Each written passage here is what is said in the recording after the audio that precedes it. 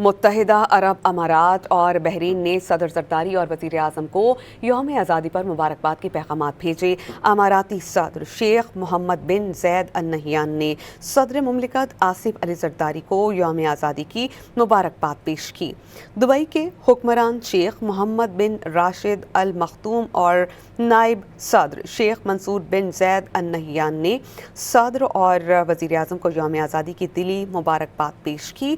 بحرین کے بادشاہ حمد بن عیسیٰ آل خلیفہ اور ولی عہد شہزادہ سلمان بن حمد آل خلیفہ نے پاکستان کے یوم آزادی پر صدر مملکت کو مبارکباد کا پیغام بھجوایا۔ بحرین کے بادشاہ نے بحرین اور پاکستان کے دو طرفہ تعلقات میں مزید پیش رفت کی خواہش کا اظہار کیا۔